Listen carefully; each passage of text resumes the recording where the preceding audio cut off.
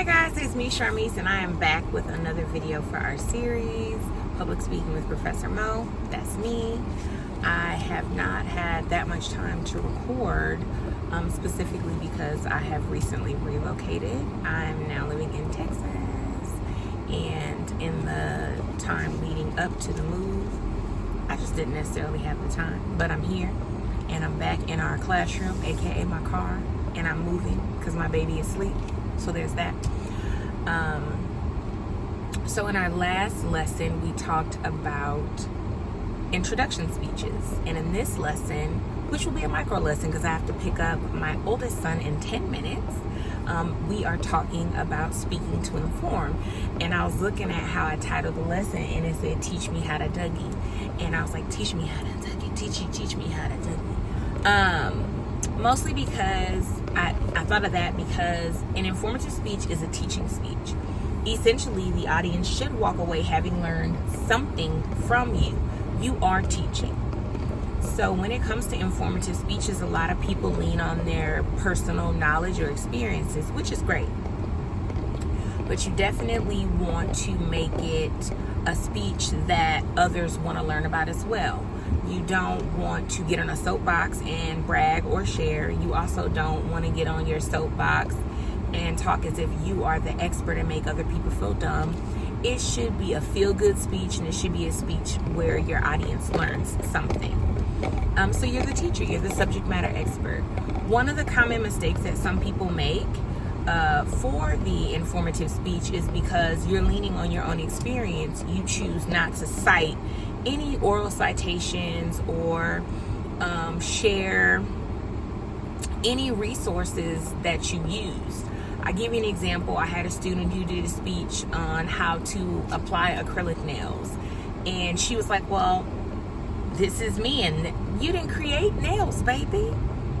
What is the method called? Like, what research did you do? You can share information. You could have been doing nails for X amount of years, but you know, citing a source and making yourself a tad bit more credible will be advantageous. So just make sure, as much as you lean into your own understanding and your own experiences and things that you're really interested in, that you also take an opportunity to add in a little bit of resources to increase your credibility with the people that you're speaking to. I still haven't cleaned my dry erase board, but I have my notes. Can you see it? All right, so we got 8 minutes and we're still going. So an informative speech, as I just mentioned, is a speech where you are teaching. One of the other things that people do in addition to just not having resources is not factoring in the audience. Yes, this is a speech where you get to shine because you're informing, you're teaching others, but don't underestimate what the audience knows, and don't underestimate what the audience knows. This means do not speak to the audience as if you are the expert and they know nothing about your topic. Also, don't talk to them like they're dumb. So you have to find that middle ground to where you're sharing new information, but also not starting from the ground up, if that makes sense. You might want to engage with the audience to an extent and maybe ask some engaging questions and kind of modify your speech on the fly as you go. But definitely just be mindful that some or one person in the audience might also have the same interest as you or have a similar experience. And if you do too much or not enough, it could, rub the audience the wrong way. And just be mindful that the speech is for you, but it's also for the audience. So just be mindful of that. So there are 4 types of informative speeches. There are processes, objects, concepts, and events. I love speeches that are the process. A process, I love a good process, and I love a chronological order, and we good. But there's also events, objects, and concepts. Just since I talked about processes, I'll run with processes first. Anything that has a chronological order or steps in it would be a process. So I've had some really great speeches on how to buy and sell sneakers, how to do acrylic nails, how to apply lashes, how to bake brownies, how to bake cookies. I've had some how to do faux locks. I've had quite a bit of really good process speeches. And that just means you are outlining the steps for the audience, and you are teaching at a capacity that they can probably run with because you have a step-by-step process. Objects is things. One of my favorite speeches back in college was my friend Brandon did a speech about kayaking, and he brought a kayak, and I love that for him. So if you have it reminds me of like when kids have like bring your favorite toy to school. You bring it to school and you talk about it. That's essentially the same thing, but a little bit more elevated. Okay. Then there is events, anything that is regarded as happening. This means you could talk about birthdays, holidays, cultural holidays that might happen, or like ethnic holidays, state holidays, anything that you could share. I've had some really great speeches on Ramadan, Mardi Gras, Dia de los Muertos. I've had some bridal stuff, which is kind of riding the line. But anything that is regarded as happening, you could take that as an opportunity to share some new information or share an experience that you had, if you can make it flow in a teaching format. So processes, events regarded as happening, objects or things. Last one is concepts. Concepts can be a little bit challenging, but it's those ideas and things that a lot of people don't necessarily think about. This is where I get my critical thinkers. This is where I get my young politicians or activists that want to talk about different concepts in the social world and things of that nature. So if that's what you're into, baby, I'm into that as well. We got 4 minutes. We're still doing great. So as far as informative speeches, we captured what it is. We captured what you should not be doing. We did talk about the 4 different types of informative speeches. And then another thing to think about is how you're going to format it. Like I said, the processes is easy because it's in chronological order.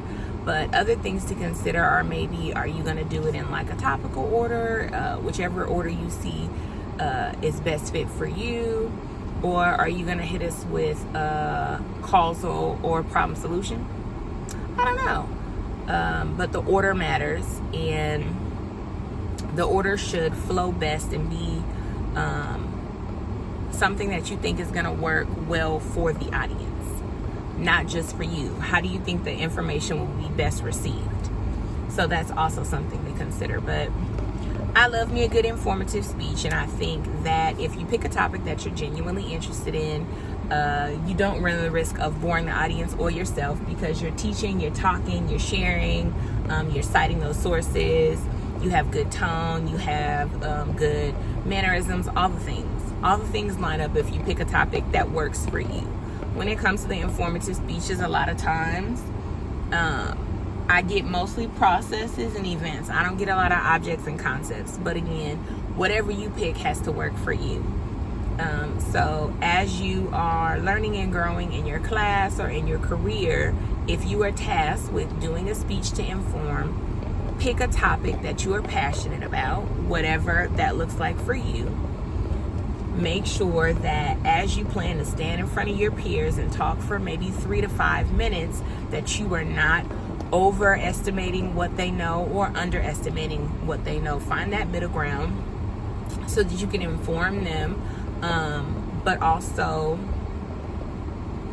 be mindful of, what they know or what they don't know. Maybe you can jog their memory because everybody in the class might be familiar with your topic or had a similar experience.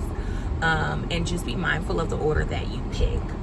Otherwise, I think we're good. I will say for the informative speeches, a visual aid could work. That's the last thing that I do want to touch on. I'm running out of time. I got a circle in the front to pick up my baby.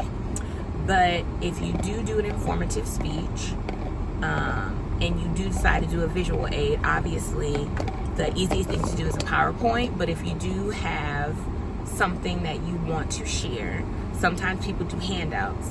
Highly recommend, if you do a visual aid that is not a PowerPoint, go ahead and hand out your any brochures or pamphlets or sheets at the end of your speech. You want to make sure that everybody in the audience is listening to you and not staring at the piece of paper that you share.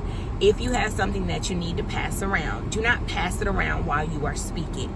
Make sure that as you do the conclusion or something towards the back end, then you can hand out your pamphlet or hand out something that you want to pass around or show what you want to show, but you don't want all the attention to go towards an object or towards a piece of paper or anything that could distract them from the message that you were sharing. Otherwise, I feel like we're good here. I'm so excited to see if you guys have to execute some informative speeches, what you would choose. If I had to do a discussion question, I would simply ask you, not necessarily what kind of speech would you do, because that is kind of tricky, because there are 4. What process would you want to share?